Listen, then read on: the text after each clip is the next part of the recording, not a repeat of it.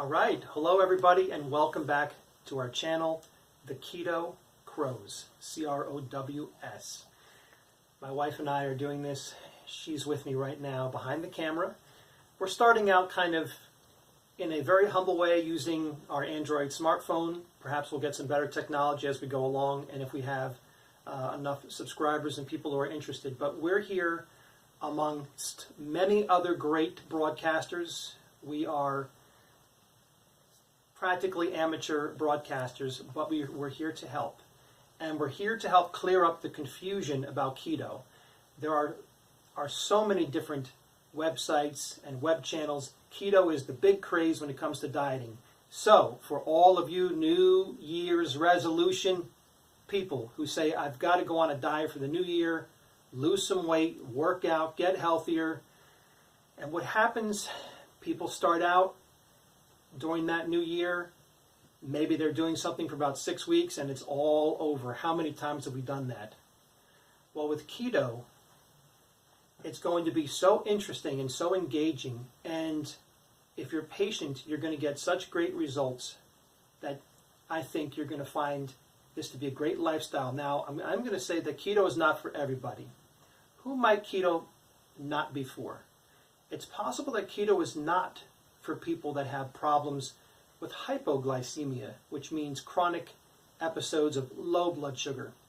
Now, even though it could heal that over time, in the very beginning, as you drop your carbs and you have blood sugar being too slowly introduced into the body, so for people with hypoglycemia, you might get your blood sugar too low. So I want to give you a warning about that. The other warning is that I have been studying and researching keto for years. I knew about it before it was cool because I've had a lot of health problems. I did a lot of research, and I kind of grew up with my mom following and listening to a lot of health gurus because my mom was ill with a lot of problems, especially autoimmune disorder. And I inherited a lot of her illnesses as well as injuries. I have found many different issues with many different diets. Now, we've tried vegetarianism, veganism, we tried Atkins, and I do like the Atkins diet, but Atkins was not effective when it came to losing a lot of weight. You could lose weight on Atkins, but then it would always stop no matter what and only take you so far. Now, Atkins and keto are similar diets, but what's the difference between the two? One reason is people like Atkins because it's easier. Now, there's a newer version of Atkins after the inventor, Dr. Robert Atkins, passed away, and I did actually know him personally. Both my mom and I were patients of Dr. Robert Atkins at his clinic back in the late 1980s. And I remember my mom driving us up to New York City to see him for follow-up appointments, and I would see him doing a lot of amazing things in his clinic, treating patients with all sorts of issues. But the Atkins diet was not for everybody. As a matter of fact, he didn't put my mom on that diet because she was very underweight. So he didn't want her to be in ketosis, which is is where your body and your metabolism is on some level in a fat-burning mode. But for those of us who really need to lose weight, we want to get into a fat-burning mode, as well as experiencing the other benefits that the ketogenic diet can offer us. And believe me, there are a lot of benefits. So, with your New Year's resolution, we are inviting you to come on this journey with us. I am making a New Year's resolution between myself and God and my wife to be a better man and to go even further with keto. I did keto very successfully for 1 year and I lost 70 pounds. We had a tragic loss in the family. My wife's sister died unexpectedly at the age of 43. And we had to deal with that. And I could have stayed on keto, but I made the decision to kind of go off of it and just take a little break. And then I said, well, you know what, I'll go back into it. So what I'm doing is I'm slowly getting back into it, where I'm doing a plan that works in phases when it comes to macros. Now, what is the ketogenic diet about? The ketogenic diet is a high-fat, low-carb, moderate protein diet. And a lot of people used to kind of get scared of the ketogenic diet when they heard a high-fat diet. You're saying most of my diet's going to be composed of fat? Well, isn't fat bad for you? Well, we've got news for you. There are many types of healthy fats that no, are not bad for you. It's a myth. And there's really very little clinical proof that healthy fats are bad for you. As a matter of fact, a lot of people are starting to talk about the traditional food pyramid that we were taught in school. And you know what? By and large, the food pyramid is incorrect and it should be upside down, especially for Americans, because the food pyramid is saying that most of our calories should come from carbohydrates, mostly from wheat and grains and things like that. The truth is, with the modern American lifestyle, eating that massive amount of carbohydrates is what's making people fat, because carbohydrates cause a large and massive blood sugar spike by providing all of this blood sugar. Carbohydrates are similar to, basically carbohydrates are sugars, and they come in different forms. Complex carbohydrates, simple carbohydrates, and what we did is, okay, people are confused. I've even been asked, what are macros? Because people have said, how did you lose 70 pounds on keto? And I said, you know what? What I did with every single meal was I stuck to the macros. And I did increase the macros incrementally so I could adjust more easily. Now, if you start off on the ketogenic diet immediately, you might have some uncomfortable situations where you could have stomach pain because you're not used to eating that way.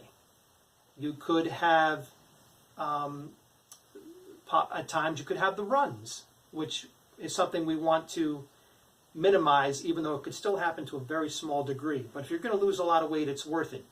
And you could have what they call the keto flu by making your body adjust too quickly, and it's simply where your blood sugar and your glycogen, which are the stored up blood sugars in your muscles to help you move around, where those are getting used as fuel because your body is so used to using the high carbohydrate diet. All of our snacks way high in carbohydrates. We've discovered now in the modern age that wheat is not healthy. The gluten is terrible. Most of the wheat is a genetically modified product where they have mixed other types of plants and animals that could never be combined with wheat to make the gluten more fluffy and more appealing for sales. Very dangerous. This type of gluten has been very damaging and destructive to people's guts, to people's skin, to their autoimmune, and that's why you have a lot of the gluten-free thing. Well, you know what? On the keto diet, you're just going to automatically go gluten-free on the keto diet. And that's one of the first places to start. But what we want to do is eliminate all sugars and all simple carbohydrates. Because if you're not an athlete who is running 5 to 10 miles a day, you don't need these massive amount of carbohydrates for instant fuel. Long distance runners need the type of carbohydrates that Americans are currently eating in that amount. But people who are somewhat sedentary don't need this massive amount of carbohydrates that produce massive amounts of blood sugar that we simply can't process, and a lot of that goes to fat. People think fat makes you fat. Well, guess what? If they are healthy fats, they don't make you fat, they help you lose fat. It's all a myth. And there's a lot of misguided information about how the metabolism works. But we're here to be simple about it, to help people understand. We're just two regular people who are still struggling to lose weight, feel better, and we want you to join us, and we want to help you. Now, on the ketogenic diet, the biggest question is, what are macros? My wife wants to interject with a question, because she is behind, but she's also got a microphone. And what is your question, sweetheart? Well, my question is, what about people who have lost their gallbladder, like they have their gallbladder taken out? Is this a diet for someone that has gallbladder issues, that has trouble with digesting fats? That's a great question. As a matter of fact, people who have had their gallbladder removed or have gallbladder issues, it may not be the right diet for them. However, if you break into it super slow, if you have gallbladder issues or your gallbladder removed, that could help. And also, if you have gallbladder issues, you want to take certain supplements that can help you digest those fats and break down those fats in your stomach. Things like ox bile or other digestive enzyme preparations. Lipase is a very useful digestive enzyme that you might pop immediately to help you digest these fats very successfully. As a matter of fact, just in the process of your stomach getting used to it, if you're having trouble, you can take lipase and a digestive enzyme right before you eat a fatty meal.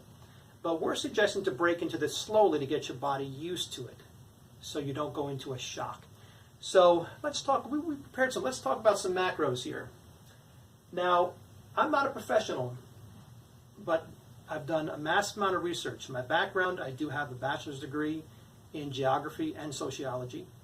I'm a very well-read, studied, a person who has studied a lot, who has observed a lot when it comes to supplements, when it comes to diet, different dietary approaches, nutrition. I have spoken with great nutritionists. I have watched a lot of nutritionists who have done seminars, and I've been following this for years and years and years. So I'm saving you so much work by letting you know everything that I have figured out and have narrowed down. So for people who are having trouble losing weight and who cannot do aggressive exercise, keto is perfect. So long as you don't have issues with hypoglycemia, you don't have serious gallbladder issues, I think it's worth a try. But like I say, it's important to break into it slowly, even though you're desperate to try something that will work quick. And we're going to show you a little bit about that. Now take a look. What I have here to help guide us through this particular educational piece is what are macros. Well, there is such a thing called macronutrients, but then we also have micronutrients. So micronutrients are those things that are going to be found within macronutrients. Micronutrients are things like polyphenols and vitamins and minerals and other compounds that are found within plants or within animal proteins, such as B12 and iron and all these different types of things. But we're going to start out focusing on macros. Getting your macros right is the key to successful keto. Messing up your macros is the key to failing at keto. So we want to get the macros right. We want to understand what they are, and we never want to deviate from the macros if we're trying to succeed. But the key is to break in slowly after we understand what they are. And we're going to move on to this. Yes, is there a question in the audience? Yes, my question is this diet appropriate for? I have two questions actually. Yes. Is this diet appropriate for someone who's morbidly obese and can't walk very well? Is this also? My second question is that was the first one. What was the second one? It slipped my mind. But I know if it's for morbidly obese people, they want to lose weight, but they don't know how if they can't get up and walk yet because they're in a lot of pain and suffering. With obesity, it's very painful. It's hard on your joints. Absolutely. What was I'll try to remember my second question. All right, but we do have a first question to already chew on, and the answer is that this diet is absolutely ideal for people who are morbidly obese and for people who are suffering from what you would call hyperglycemia, where their blood sugar just gets too high. And people who are obese often, whether it's from obesity or not, or from their dietary habits, do get hyperglycemia, high blood sugar spikes that make them feel ill. So basically, when you take a look at diabetes or blood sugar imbalances, people can have total blood sugar imbalance where they can have highs and lows, but a lot of people tend to have more of the hyperglycemia where they suffer from highs because their body isn't producing insulin at the right time to break down blood sugar. That's an issue. the ketogenic diet can help activate your metabolism to lose weight without aggressive exercise. A lot of times what can be done with the ketogenic diet is, if it's done properly, it can help people lose enough weight and reduce inflammation in the body so they can actually start doing some exercise. Now it's going to be starting off light, but that will also help to add on to getting your metabolism moving. So it's great to start off with so you can lose weight and lower inflammation and get ready to exercise. So this is very recommended for people suffering from obesity. The worst thing people who are not active and are obese, the worst thing they can do is eat massive amounts of carbohydrate-based foods. So does that mean that we only eat meat and fats and these types of things? No. Actually, there is a large variety of healthy things that can be consumed, which include what I would simply refer to as low-carb vegetables. And there is a massive amount and variety of low-carb vegetables that you can consume that will really contribute to your health. And the easy part about it is, where are you going to get your fats if you're going to be eating these low-carb vegetables? Well, you're going to make your own type of dressing, because in typical dressings, we have a lot of very low-quality fats, processed fats, very low quality of everything in these pre-made dressings on the shelf. So we're going to make our own dressings. You can take avocado oil and even a little bit of, we really like avocado oil for keto. It has the right micronutrient profile when it comes to fats. You can also put avocados on your salad as well. If you're not used to eating avocado, you can start with half. We're going to recommend perhaps eating one avocado per day. You don't want to eat a whole avocado if you're not used to it. You would have half with one meal and half with another. That's a terrific way to start. And what we want to do is take a look at what we've got going over here. So, what are macros?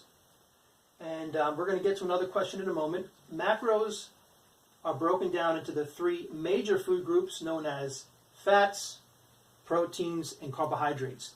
And a lot of people are confused about what this actually is. And yes, anything made from white flour, that is a wheat product, it is inflammatory and not good for you.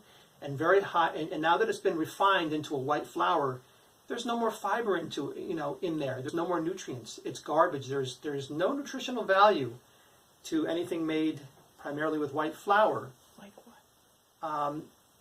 And these are things that you're going to find with cakes and cookies. Cakes and cookies are the primary thing that white flour is made out of. That's pasta. Pasta is a killer. People have no idea how bad pasta is. I have seen people saying that they're working out and they're dieting, but they're eating meals that have a large side of pasta or on a bed of pasta, and that's why they're not losing weight. Pasta is made out of flour. It's a simple carbohydrate.